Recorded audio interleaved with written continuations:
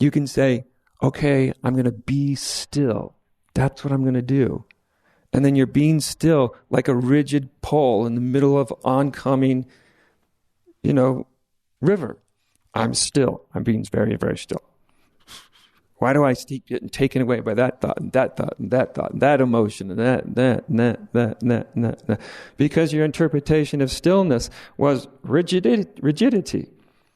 Because we even have a preconceived idea of what be still means. We have a preconceived idea of everything. Everything. So we think being still is like stopping like some rigid pole, not moving.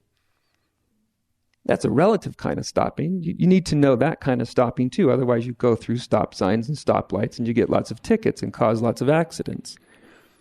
But as a spiritual teaching, if you took it as a question mark, or you don't even assume that you know what it means to stop, what could it mean? Then it's a question mark. You see, then you're living with it. What could it mean to stop? Because when I try to do this rigid thing, that doesn't work. Is that what they're talking about? Is that what they mean? To try to stop like a boulder in the middle of the road? And then when you try to do that, you feel you just sort of at opposition with yourself. Right? It's just a new way of creating conflict.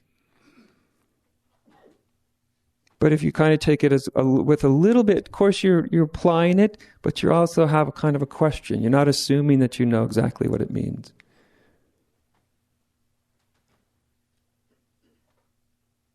Because we're not talking about, say, stillness as an idea. We all know what stillness as an idea means. It means, like I said, stop your car at a stop sign. That's the idea. But spiritually, we're not just applying simple ideas. The funny thing happens. The moment you completely relinquish all resistance to all movement. And the moment there's no pushing against any movement, the experience is utter stillness.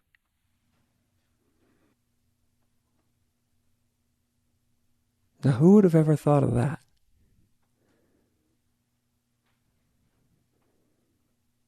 And as soon as you try to impose the idea of being still, like a pole planted in the middle of a river, you're moving all over the place because you're being moved by the flow of your own experience. It's moving. It's always moving. But you lift up, you pull the pole out, you flow with the river, then now the river of life and you are moving at the exact same speed. So you no longer have any sense that something's moving past you or butting up into you or pushing against you. You're just moving at the exact same speed. So relative to the movement of life, you're completely still.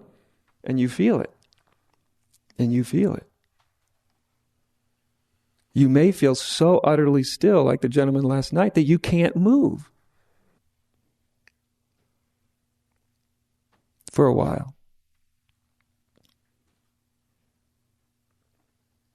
You see, so something as simple as be still or stop, it seems like the most benign thing you could tell somebody.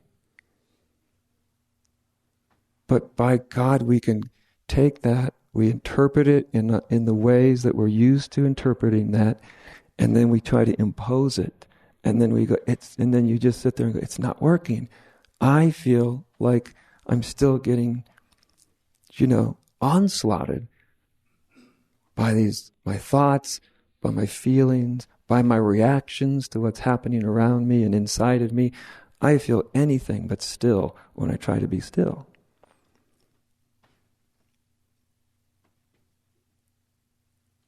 And when you take it with a little tinge of sort of a question mark. It's one of the things I learned when I was with my teacher. It just came to me one day. It was like a grace. I wasn't smart enough to think of it up my own. And I started to think, when I would hear her teach or even sometimes read a book or whatever, what I started to ask myself is, what's the state of being that would say something like that? Instead of just simply trying to understand what was told to me, I would ask, what's the state of being that would say something like that? And that I found to be so much more useful because it sort of suspended my ideas about what I thought a giving teaching was saying. So without even knowing it, what was happening, I was suspending the ideas and just feeling into what? Where could she be coming from? What state of being might say that? And it's a much more benign way to work with things because you're not imposing something upon yourself. Because that's kind of, you'll feel the violence of that every time you try to do it. You'll feel the frustration, the guilt because you can't do it the way you think you should.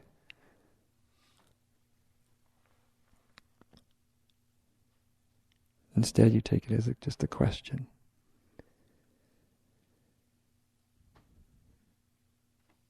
Because not only do we experience real stillness when we stop resisting all the movement, but when we stop resisting all the movement, we also experience